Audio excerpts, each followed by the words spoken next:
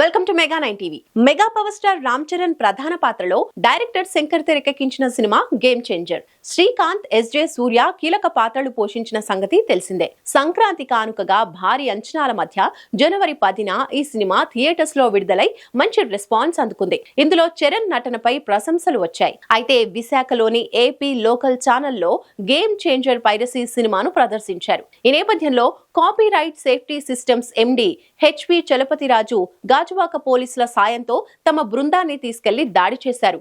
ఆ channel ప్రతినిధిపై case కూడా నమోదు చేశారు. ఈ నేపథ్యంలో పైరసీపై చలపతిరాజు ఏమంటున్నారో మా Uttarandhra incharge Durga Prasad face to face లో చూద్దాం. Mega power star Ram Charan నటించిన గేమ్ చేంజర్ చిత్రం జనవరి 10న థియేటర్లో బ్రహ్మాండంగా విడుదలై సక్సెస్ఫుల్ టాక్తో నడుస్తున్న నేపథ్యంలో పైరసీ కలకలం సృష్టించిన విషయం మనందరికీ విదితమే. అయితే సంక్రాంతి పండుగ బరిలో ఉన్న ఈ సినిమా నెట్టింట్లో ఒక న్యూస్ అయితే వైరల్ అయింది. ప్రధానంగా విశాఖలోని లోకల్ ఛానల్లో చిత్ర పైరసీని ప్రదర్శించారు. అయితే Ram Charan fans, mega fans అయితే విపరీతమైన రీతిలో ఆ ట్రోల్ చేయడంతో చిత్ర బృందం అయితే అలర్ట్ అయింది. ప్రధానంగా కాపీరైట్ యాక్ట్కు సంబంధించి మేనేజింగ్ డైరెక్టర్ చలపతిరాజు ప్రత్యేకంగా హైదరాబాద్ నుంచి విశాఖ విచ్చేశారు.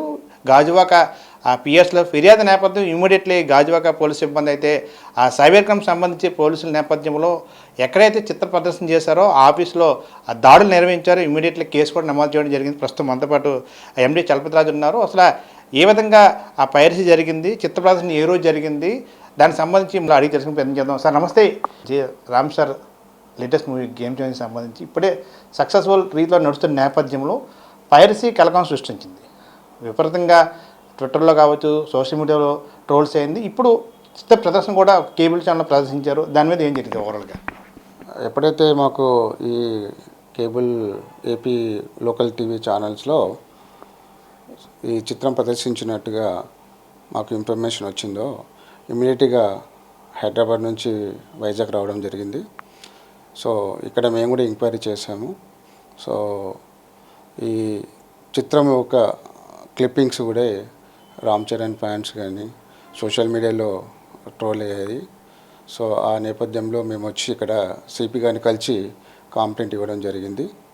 సో సిపి గారు కూడా ఇమీడియట్గా, కమిషనర్ గారు కూడా ఇమీడియట్గా స్పందించి యాక్షన్ తీసుకున్నారు.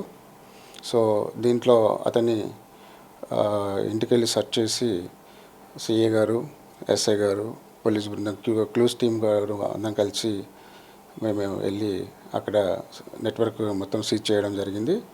అతను కూడా పోలీస్ డిపార్ట్మెంట్ వాళ్ళు అరెస్ట్ చేసి స్టేషన్ తీసుకురావడం జరిగింది. సార్ ఏదైతే గేమ్ చేంజర్ రిలీజ్ దగ్గర కూడా సోషల్ మీడియాలో మనం చూస్తున్నాం, కావాలని పైరసీ చేసి సినిమా నెగిటివ్ ట్యాగ్ తేవాలని చెప్పేసి విపరీతమైన రీతిలో ప్రయత్నించారు. దానిలో భాగంగా ఒక కేబుల్ ఛానల్ కూడా ప్రదర్శించడం, దీన్ని ఏ విధంగా చూడొచ్చు? అంటే కావాలని దీని వెనకాతలు ఏమైనా ఉన్నారనుకున్నారా? అంటే అనుమానాలన్నీ వ్యక్తపరుస్తున్నారు. ఇన్వెస్టిగేషన్ జరుగుతుంది. సో ఇంకా కొన్ని విషయాలు తెలియాల్సింది, ఇన్వెస్టిగేషన్ జరుగుతుంది. సో ఆ రిపోర్ట్స్ వచ్చాక మళ్ళీ మేము చెప్తాం. సో ఇప్పుడు ఏదైతే ఓవరాల్గా మీరు దాడి చేసిన టైంలో ఏమి సిబ్బంది ఏమి స్వాధీనం చేసుకున్నారు సార్? అక్కడ అతను కేబుల్ ఛానల్ వాళ్ళ దగ్గర సిస్టమ్స్ ప్లస్ వాళ్ళ సాఫ్ట్వేర్స్, హార్డ్ డిస్క్లు మేము సీజ్ చేయడం జరిగింది డిపార్ట్మెంట్ వాళ్ళతో. సో ముఖ్యంగా ఈ కేబుల్ ఛానల్స్ అనేటివి చాలా విపరీతంగా డిస్ట్రిక్ట్లో దాదాపు ఒక 10-20 లోకల్ ఛానల్స్ అన్నీ పుట్టుకొస్తున్నాయి.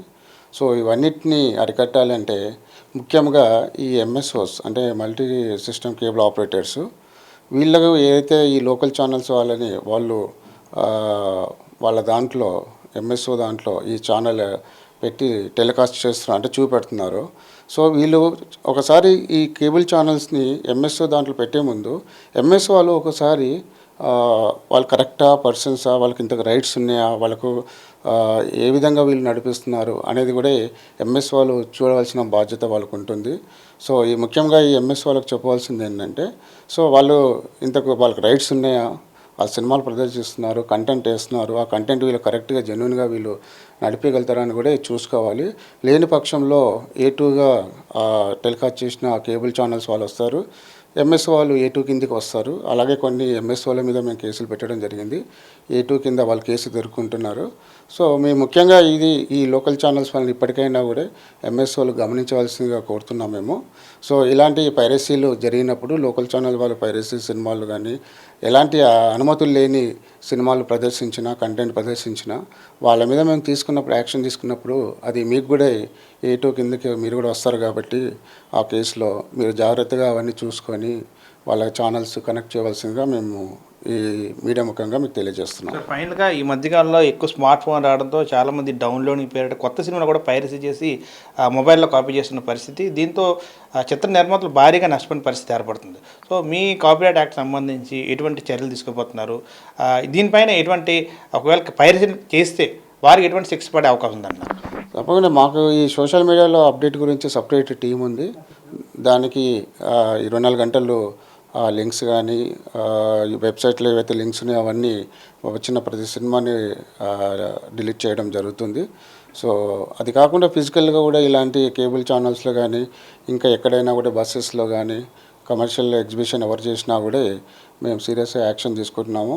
ఇందులో ఎంత పెద్దవాళ్ళు ఉన్నా కూడా ఇందులో ఉపేక్షించేది లేదు, సీరియస్గా యాక్షన్ తీసుకుంటాం. ఇంకా ఈ దాడులు ఇలాగే కంటిన్యూ ఉంటాయి. ఇంకా చాలా ఇన్ఫర్మేషన్ ఉంది మా దగ్గర. సో దాని ప్రకారంగా అన్ని జిల్లాల్లో మా టీం ఉంది, వాళ్ళు పర్యవేక్షిస్తున్నారు. ఇంకా దాడులు జరుగుతుంటాయి.